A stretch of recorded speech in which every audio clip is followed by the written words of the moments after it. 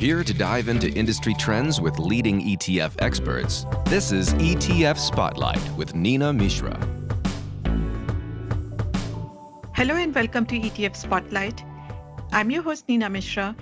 My guest today is Scott Helstein, Executive Director, Thematic Investing at ProShares.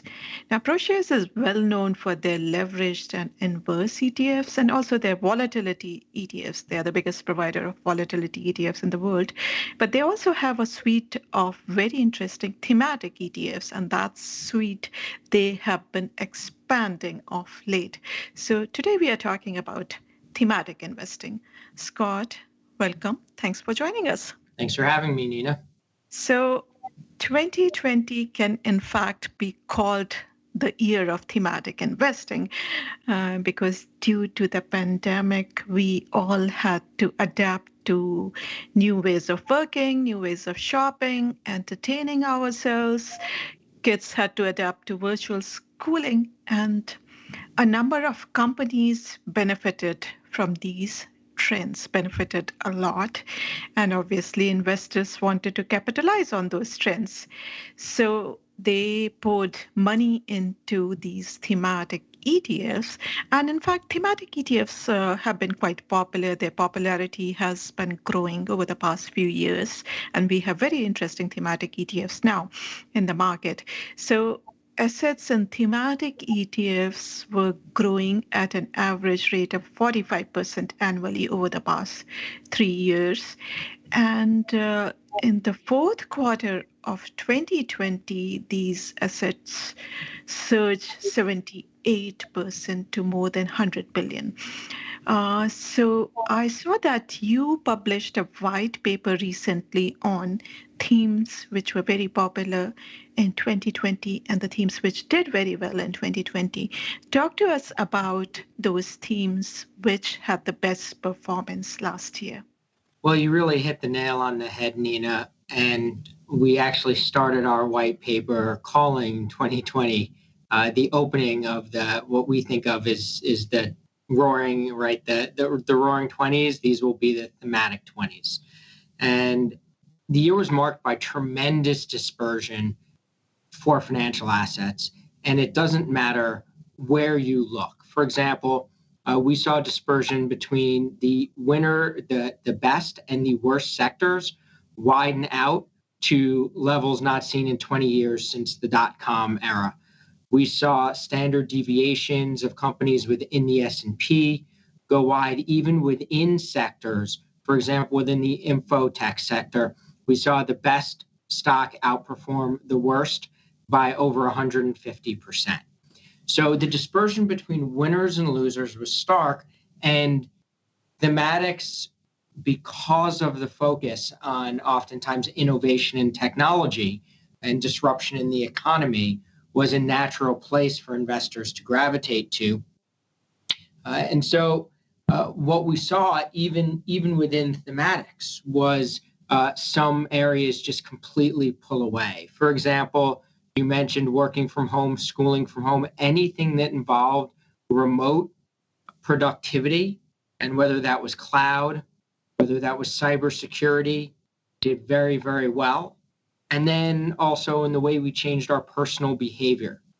And so, for example, we saw e-commerce grow substantially throughout the year as brick and mortar stores were locked down. People turned to streaming, video gaming. Interestingly enough, pet care. We saw adoption of pets accelerate. Spending on pets proved to be tremendously resilient, actually grew quite a bit during the pandemic. And so we saw some of these themes just really pull away and quite frankly prove to be differentiated compared to, some of the others that struggled. For example, defense stocks, infrastructure, relatively speaking, space, which had been a very attractive area. It seemed like people's interests were a little bit more terrestrial focused rather than extraterrestrial focused as we, dealt with COVID and the pandemic here on land. And interestingly enough, even some of the healthcare areas, we think of the response to the pandemic as triggering opportunity potentially for that sector. But we forget oftentimes that things like doctor's appointments and elective surgeries, things that were not emergent in many cases, and treatments that were not emergent to support life, were really put on hold and ground to a halt. So it was very interesting to see what parts of the economy really, took off and separated themselves during the pandemic. So if we look at the performance of some of these COVID beneficiaries, it seems that they have gone up too much too soon. For example, Moderna and Peloton, they surged more than 430% last year. Zoom Video almost 400%. And some of the smaller stocks, they did even better. So looking at the valuations, do you think these areas look expensive now? So that is a really great question. And, if we look at just the overall index, we saw multiples on the S&P 500 go from about 22 at the start of 2020 to, around 28, 29 by the end of the year, a lot of which I think we can explain by interest rates. We saw interest rates effectively go to zero, and that produces an updraft for equities, which are ultimately your long duration assets. When you're at zero interest rates, it's kind of hard to say whether things are in a bubble, and it certainly matters how long you're going to stay. That said, many of these areas, and I think that this is a really important story, many of these areas we think are still reasonably valued. For example, while cloud computing might have seen returns, north of 50%, we're talking about the Microsofts, the Googles, but also smaller players like Trade Desk and Coupa Software. So while a lot of these companies went up quite a bit, they also had their earnings go even higher. For example, the cloud computing indexes generally started 2020 selling at about 80 times earnings. By the time 2020 ended, they were selling at 60 times earnings. So despite getting 50% or 60% return in some of these indexes, you were actually paying for a lower multiple because the earnings were so strong. And that's true for many of these COVID areas. And that's a key factor in this whole dispersion across the markets, is that the remote work, the stay at home, the themes that ultimately proved resilient from a perspective of market returns did so on the basis of strong fundamentals. And so I think we want to be careful about using, some of these heuristics, reversion to the mean, what goes up must come down. Not necessarily. I think it's reasonably safe to say that Zoom's, average daily user base, which grew from about 10 million to 300 million, I believe during the pandemic, that might not be replicable next year. We might not see cloud computing expand at quite the same rate, but the numbers that we saw were well above the organic growth and the expected trends.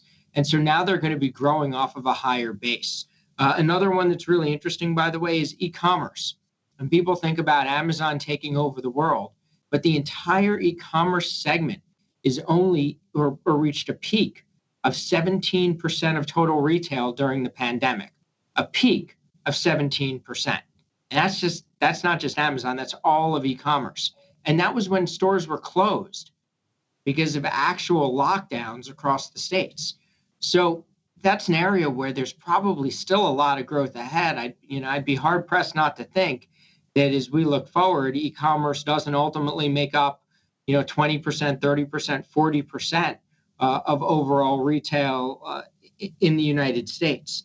To say nothing of the fact that, of course, there's, if you look at just Amazon, there's also cloud through Amazon Web Services. But so I'm a little bit hesitant to say that, some of these strong themes are overvalued. I think we could certainly find, individual stocks here or there that we think had particularly strong runs and, and might not be sustainable in terms of the growth that we've seen to date.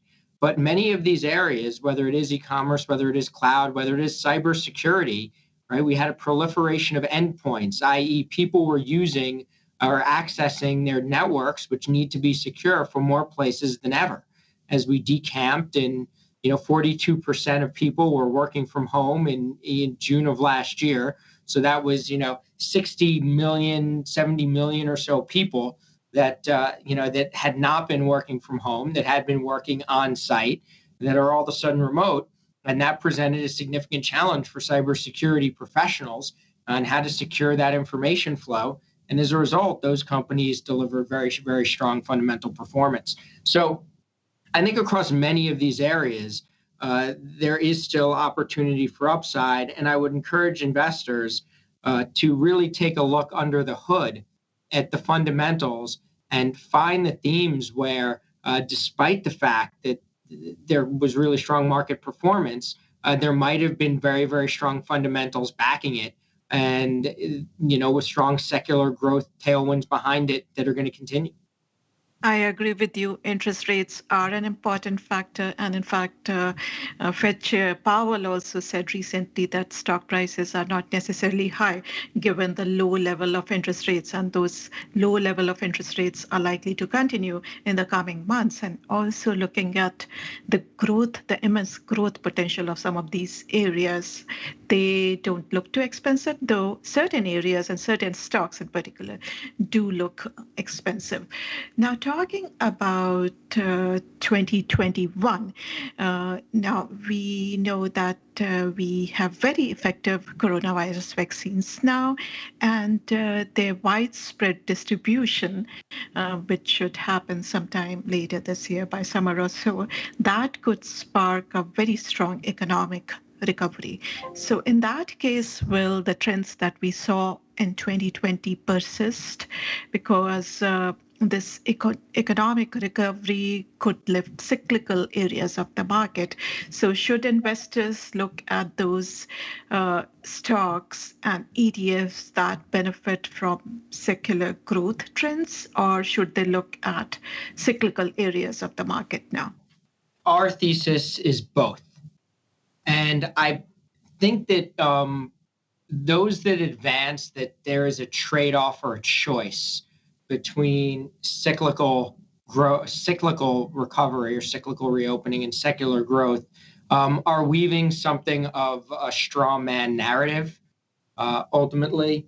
And I say that because if we think about the future, one of the most important things is to protect your portfolio against disruption or future-proof it, if you will, given the pace of innovation that we have seen, over the last, call it 2 decades, and how much we're going to see going forward. For example, one of the things that I like to point out is in the 1990s, if you spent, you needed to spend about $1.40 to get in CapEx and capital expenditure of investment to get one additional dollar of earnings. By the 2010s, that number had compressed to 74 cents in order to get that same $1 of earnings.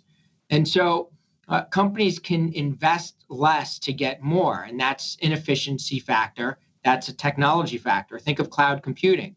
You can start a company without building an entire in-house network. You can outsource that to, one of many different cloud solutions. And so that allows you to operate more efficiency, operate at lower costs, and ultimately deliver more margins. And we have seen a history of margin expansion going back well past, the 21st century, going into, the earlier parts of the 20th century. So I want to be careful about this narrative that you want to trade your secular growth for cyclical recovery. I think that there are themes that you want to own for continued secular growth, and there are some that could be really interesting in the reopening economy. So we kind of consider them re-rating and reopening. By re-rating, we mean stocks that did really well and themes that did really well and can continue to outperform next year. And so, for example, for us, those are things like e-commerce, as we talked about. We think cloud and cybersecurity are other areas as well that could re-rate higher. But then we want to be pairing a little bit of that with the reopening. And so, for example, industrial automation, which is, I believe, a really strong theme as we see the number of robots in the global workforce potentially go up tenfold in the next 10 to 15 years. But 2020 wasn't a year people were really investing in that type of hardware and that type of capacity. We were trying to keep the lights on. We were trying to forecast, a decreasing demand environment and operate as efficiently as possible. And so we actually have, for the level of GDP growth now in the U.S., very, very low inventories that are going to need to eventually be restocked. As that comes back online, I think companies are going to be looking to ultimately make more resilient or more robust business models that include automation technologies. Another one that probably has some reopening tailwind behind it is social media, which did well during the pandemic. Certainly, don't get me wrong, but from a return perspective, but they struggled in earnings partially because travel, entertainment, hospitality are all really important markets for the social media companies. And we weren't staying in hotels and we weren't jumping on airlines. And so a lot of that revenue was turned off. We should expect that to turn back on. Say nothing, by the way, of user content, which, I hate to say it. I think we're all getting a little tired of sharing pictures of our latest culinary wonder we've whipped up in the kitchen or our home improvement project. And as we get back out into the world, there's going to be more content there. So another one that's interesting for reopening. We also think infrastructure is really interesting. There's both the policy tailwind behind it with the new administration, but also the fact that we have been bottled up. And as we get back out and the roads and the airports, and we start to reemerge. And then, as I mentioned before, in reopening, parts of the healthcare sector and even biotech for people that put off treatments and companies saw earnings sag. As people get more comfortable with coming out into the world and addressing some of the other health problems that aren't the emergent and aren't the pandemic, that could come back online. So people really should be thinking about combining, some of these, either combining within a theme. For example, I think you both get secular growth and cyclical recovery in something like pet care, because demographics show there's more households with pets than kids in the United States, and spending has gone up. And so as unemployment goes down and people feel better about themselves, spending is likely to go up. And yet the strong tailwind for secular growth is there. E-commerce being another one, where if we're only at 17% of the total retail penetration in the United States, that number will continue to grow. And, and yet again, as unemployment goes down and people feel better about the economy, we know savings rates are elevated. Some of that money, will likely be spent in those areas. So I don't think people should be focused on a trade-off of giving up their secular growth for their reopening. They should either think about pairing it, or they should think about themes where maybe you get, two for the price of one. I agree with you. It is this year, I think it is important to balance the cyclical value opportunities that are arising or will arise from an economic recovery with the beneficiaries of secular growth trends which have been accelerated by this crisis. So you mentioned a number of themes, and recently ProShares launched an ETF which tries to capitalize on all those themes, the transformational changes that have been accelerated by the crisis. So it is called the ProShares MSCI Transformational Changes ETF, ticker symbol ANEW. Tell us more about this ETF. We're really excited about this. And what we've done is try and identify a set of themes that we believe have been accelerated by the pandemic and will change ultimately the way we work, the way we take care of ourselves, and the way we consume and connect. And I want to be really clear from the outset. This is not a doom and gloom fund. This is not intended to make money necessarily, during the pandemic and then turn over when the pandemic is over. This is about changes that the pandemic, to our mind, have almost irreversibly accelerated. So there are 4 themes that we capture a series of sub-themes. The first is the future of work. The second is genomics and telehealth. The third is around the digital consumer. And then the final one is around food revolution and how we eat and sustain ourselves.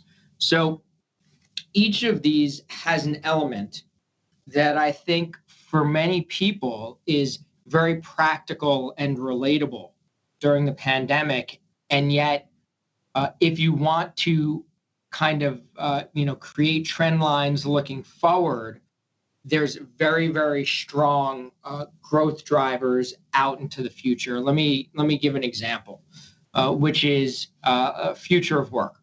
So many of us are working from home. So we are, remote working, and that's something that's very practical that we've had to do. However, the future of work is not simply about remote. A big part of the story is automation and what will be automated, both cognitive tasks through things like artificial intelligence and machine learning, which, can handle very simple tasks and organize them in ways that are more efficient than people can. And then ultimately, increasingly dexterous robotics armed with more sophisticated sensors that can do, that can do more and more things. Samsung, for example, just by the way, premiered a robot at the Consumer Electronics Show that can start to do house chores.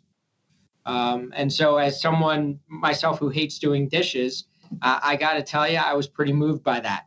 So don't mind laundry, by the way, just not so much into the dishes for whatever reason. So each of these has an element that is very practical, genomics telehealth being another one, where many of us for the first time availed ourselves of teledoc appointments. And turns out it's really convenient and people really like it. If you don't actually need to get a medical test, then you're, then it's a pretty good way to consult your doctor. And I kind of wonder who from here wants to actually go and sit in their doctor's office during flu season, if they just need a consult on something, and why they wouldn't actually use this technology. Meanwhile, if we think about the future, and then we start to focus in on not just the data that we get from telehealth, but genomics, the vaccines that are in circulation now, which use RNA technology, messenger RNA, and are genomic, that has probably accelerated the genomic medical revolution by probably 5 years. It would have taken still 4 to 5 years for many of these technologies to work its way into a vaccine. But because of the pandemic, we accelerated that to 12 months. And this technology has opportunity well beyond, the vaccines and COVID. And there's experiments going on around cancer, around degenerative disease, and so many other things where we have just supercharged the capability. And that's true for food, where we saw beef prices go up during the pandemic, and people started to turn to plant-based protein and alternatives to experiment with their diet. And then, of course, we saw grocery delivery as a means, and this is a combination, if you will, of both the digital consumer and food revolution, where not just what we were eating, but how we were sourcing it changed as more and more people turned. I think grocery delivery, I saw a statistic, was up over 400% in 2020. And by the way, the fastest growing segment of digital consumers are actually now senior citizens, are actually now baby boomers, and they're not the younger generation. The younger generation might make up a bigger overall share, but the fastest growing are now the older portion of our population, which is great in breaking down stereotypes, I believe. So each of these has something that I think is very, very practical to how we live through the pandemic, but also has very, very powerful implications for coming technology, innovation, and trends into the future.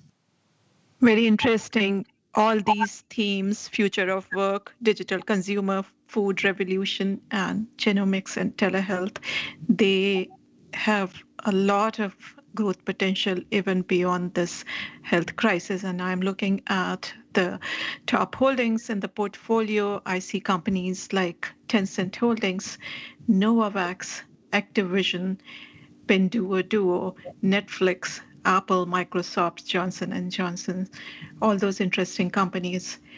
Now, two other related themes are cybersecurity and cloud computing. These themes and the ETFs that are based on these themes, they did very well last year. And in fact, they have been doing well in the past few years.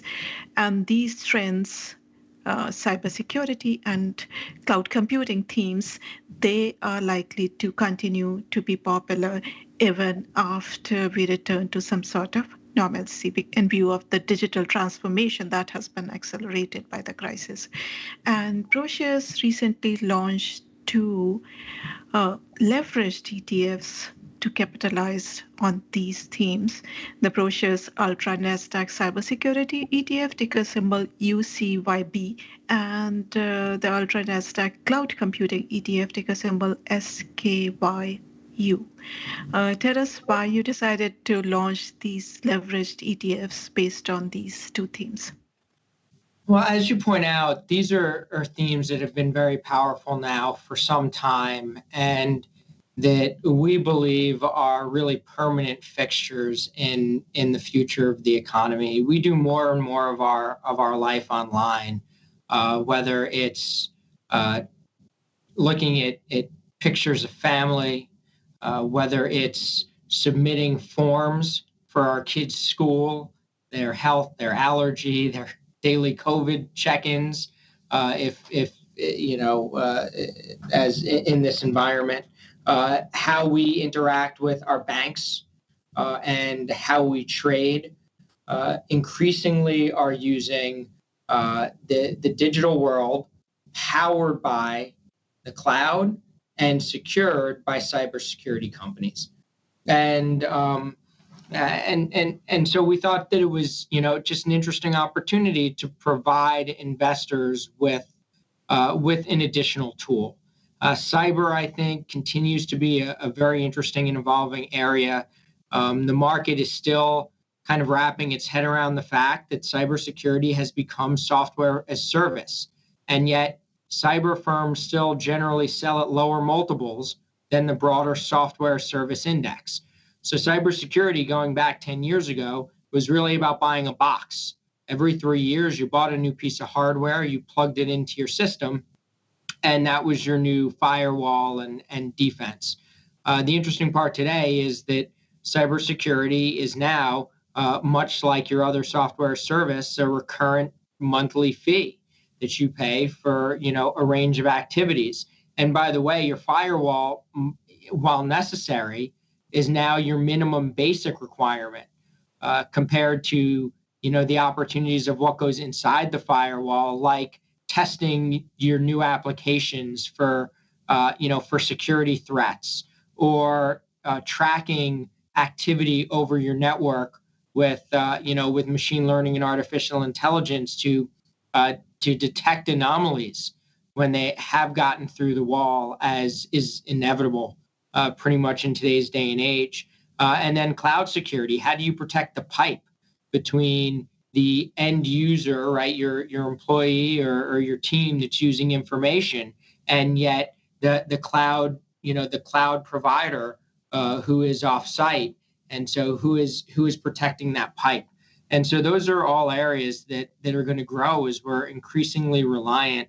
You can look at companies like Varonis and Qualsys, someone like Okta that does secure passwords and effectively helps to set parameters around who can use what data and what level of security it's tied to. And something like Splunk, as I said, that uses machine learning to try and detect network anomalies. Those are all really interesting, areas of the market. Similarly, if you turn to cloud computing, that's where we find a lot of the productivity tools that allow us to operate. And so whether it's something like Salesforce for your customer relationship management, or it's Coupa for your software, or it's Adobe for your document management, or a PayPal in your expense and your and your digital transaction fees. There are a lot of companies that are now really critical to operating day to day and continuing to drive efficiency. So we think both of those areas are really fixtures of the economy. And as we learned during the pandemic, whether it's your customer relationship management software, your expense tracking, your collaborative tools, or your cybersecurity, you need them when times are good, but arguably you need them even more when times are not. And the economy is struggling. It's more important than ever to control your expenses, manage your teams, and know when to contact your customers, and certainly to protect against the myriad of threats that are growing out there. So we think that those are important parts of the market for investors to pay attention to. Definitely very interesting areas. And another area which did very well is e-commerce, and you talked a little bit about it earlier. We know that millions of consumers who were stuck at home, they shopped online for their needs. And in fact, the market share of online sales had been rising in the past few years.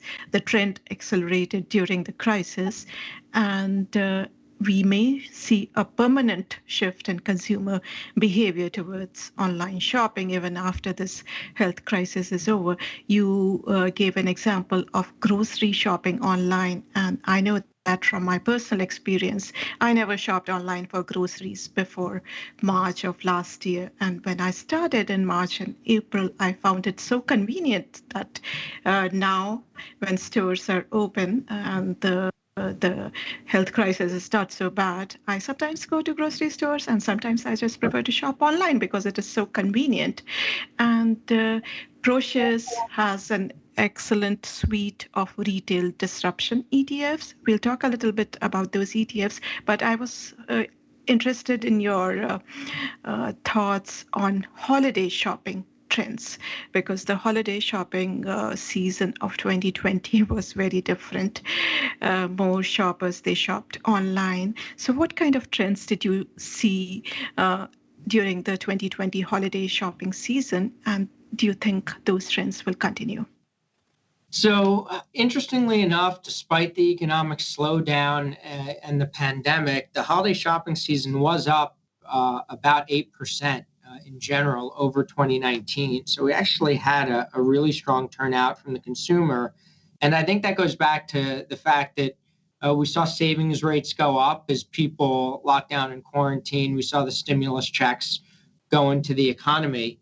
And so in general, I think we look at the season compared to the rest of 2020 and how challenging it was, and say that was a good news story. But again, we saw within retail just tremendous difference between the winners and losers, where the winners were those who managed to rapidly grow their e-commerce business compared to many of the brick and mortar stores that perhaps either saw e-commerce sales grow but not as fast as the rest of the segment, or in some cases grew them rapidly but did it at the expense of margins. And so there really is kind of an interesting divide opening up in the retail space between those that are built for the future and those that aren't. And so we did see markets generally respond really well when some of the companies came in with strong e-commerce earnings, and meanwhile those, for example, like if I recall Best Buy, who came in with very strong earnings right around holiday season, but did not do well online, and investors were not particularly happy about that. And so what we've done at ProShares is really take a digital native type of approach, where we focus on the companies that were built to be e-commerce companies and not those that are legacy. For example, Walmart might be the second largest e-commerce player in the US, but if you compare their margins versus Amazon, Walmart has had to break into the e-commerce space at the expense of their profitability, and their margins have been going down, compared to Amazon, built for the e-commerce space, who has seen margins go up during that same time period. So it's interesting to watch the brick and mortar retail try to adapt their business model, but the digital natives, the companies built for e-commerce, have a clear advantage in their cost structure, in the way that they think about logistics and distribution, and we think that persists for a while. So as we've structured our online e-commerce ONLN solution, we have done it with an eye towards really focusing on the people that live and breathe and that were created for e-commerce. And I think this holiday season really showed that against the backdrop of generally good shopping that was above trend, we've seen annual holiday sales go up roughly 3 to 4%. And this year was substantially better at close to 8%. And yet, much of the rewards accrued to not just e-commerce, but the digital e-commerce companies. And you mentioned about the growth of e-commerce. One thing that I think is absolutely fascinating, it took 10 years, from 2009 to 2019, for e-commerce to go from roughly about 6% of total retail to 11%. So basically 5 points of penetration in a decade. In 2020, during the pandemic, we saw it go from 11% to a peak of 17%, settle back down around 16%. So it took just a matter of months to get that next 5 points, right? And that's clearly an accelerating trend. That to us marked an important inflection and a change in consumer behavior that we think is pretty powerful. Yeah, definitely very interesting trends. And ProShares online retail ETF, ticker symbol ONLN, as you mentioned, that did pretty well last year. And Amazon and Alibaba are its top holdings. Now, another very interesting ETF by ProShares is the ProShares Pet Care ETF, ticker symbol PAWZ. And you've talked a little bit about that trend earlier. You mentioned that more U.S. households now have pets than have children. And this trend also accelerated during the health crisis because more people acquired pets because they were bored of staying at home. They needed some company. And now owners are buying better food, more services, more healthcare for their pets, insurance policies too. Talk a little bit about your PAWZ ETF. So pet care is one of those. It had very strong returns, north of 50% in 2020, and it's one of those areas where it was all driven by earnings gains in the year, where we saw EPS grow north of 100% for the space, and so interestingly enough, despite the strong returns, a little bit like cloud computing. Pet care is selling for a lower multiple today. And, people kind of look at it and say, well, how can you compare, cloud computing and pet care? Pet care is kind of a cute idea. I tend to push back against that. First of all, just when we look at demographics, as we talked about, it already is a pervasive aspect. We also know based on spending trends that people are spending more year over year. They are also moving up market to spend on premium products. More and more people associate their pet as a member of the family and therefore want to treat them as such. So there's a lot of interesting kind of social and consumer change that is going on around pet care. If we think about the business models, you get this really strong secular demographic and market growth, but you do so with a recurrent revenue stream that is very, very similar to consumer staples. Because what are you talking about? Pet food, other pet supplies, which are perishable, and ultimately you go through.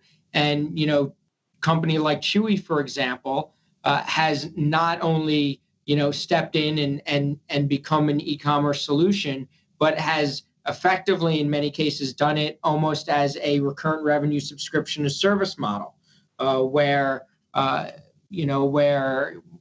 people are signing up for in advance for their required items. So you get both the secular growth, you get the consumer staples aspect, but also, a significant part of the fund is around pet healthcare, and healthcare in general, as a segment, not just pet healthcare, is one of the stronger growth areas within the economy and within the markets.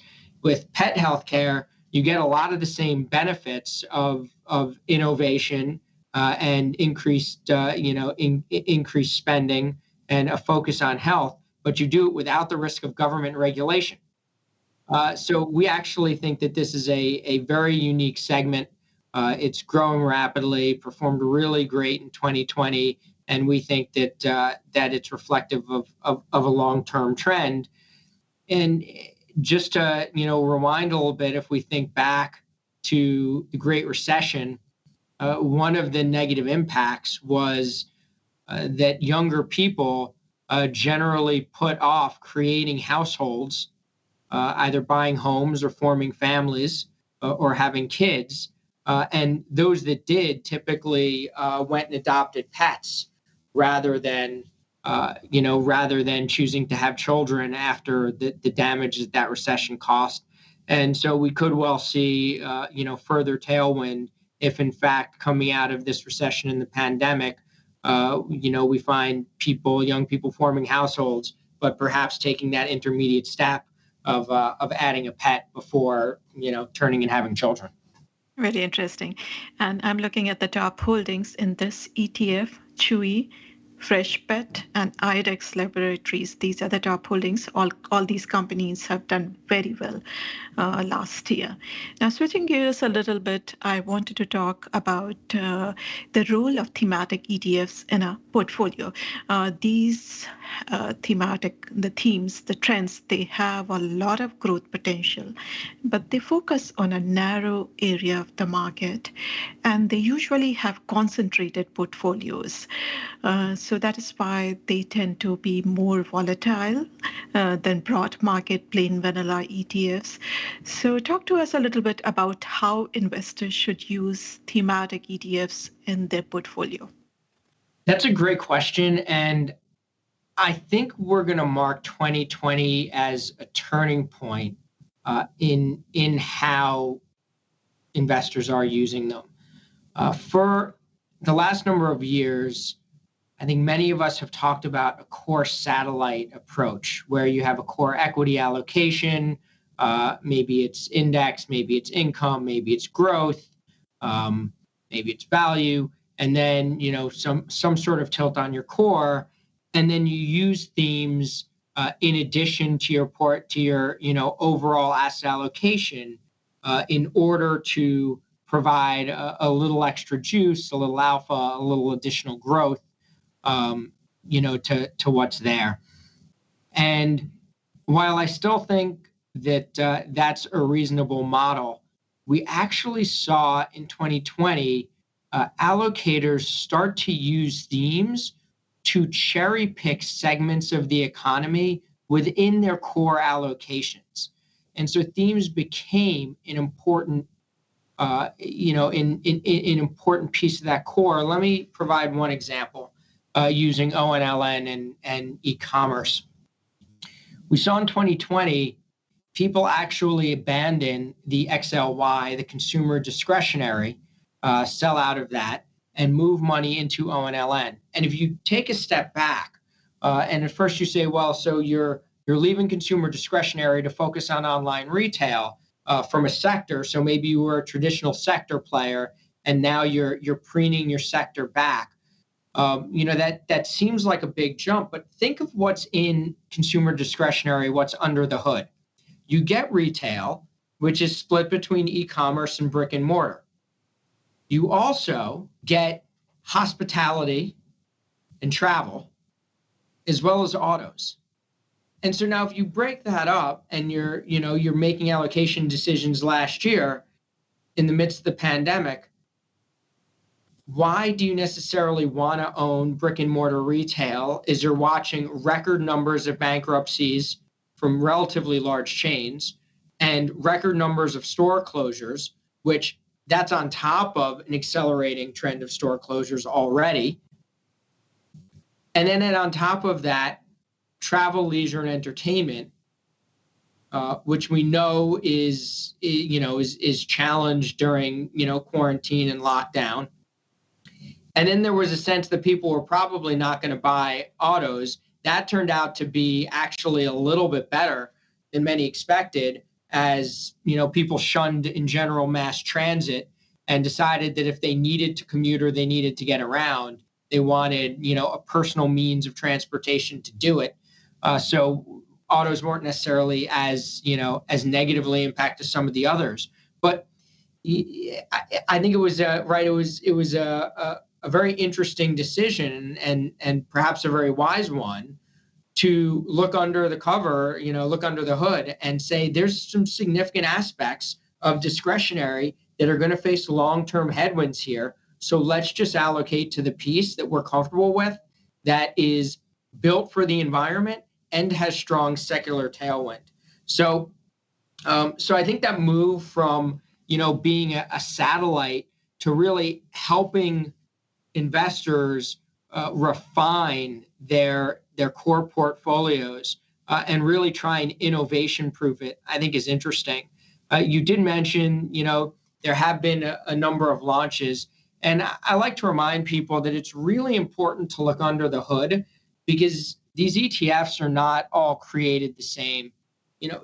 We have generally at ProShares, whether it's the digital native approach to e-commerce with ONLN, or whether it's something like pet care, which is kind of a differentiated idea. Try to have aspects of our funds that are a little bit different, but there are a lot of flavors out there, and people should understand what they're getting. You've got actively managed funds that might be taking fairly large allocations to individual equities or assets, that can do very well. but are also introducing, risk in that segment of the portfolio that perhaps should be balanced elsewhere. We have funds that could have, 20 to 40 names versus those with, 100 to 150. And so, for example, something like the Transformational Changes ETF, ANEW, at 140 or so names, focused on 4 themes that we believe are critical to future economic growth, is a perfectly reasonable way of allocating to your growth segment within your portfolio. As opposed to maybe a Russell, whereas a more narrow 20 stock growth fund might not necessarily be the right replacement for a Russell index. So I think it's really important for investors to understand what they're trying to accomplish with these different vehicles that are out there, what their goal is, what exposures they want, and then take a look at the underlying methodology and stocks in the fund to see if that's really delivering on the promise. So I do think we are going through a shift. As I like to say, thematics are great because they break the investing style box. We're used to investing based on growth value, or cyclical, secular, or by sectors. And the advantage of thematics is we're powered by ideas, and therefore we don't, we're not tethered to these constructs of the past so much as have flexibility to try and think about, optimal allocation for the future.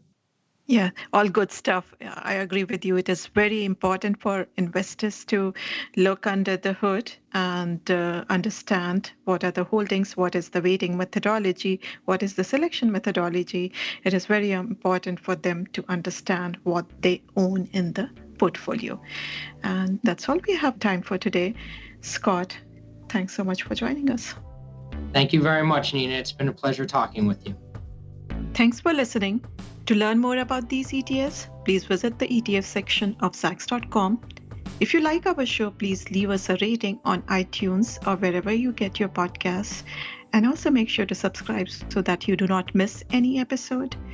If you have any comments, questions, or suggestions, please email podcast@Zacks.com.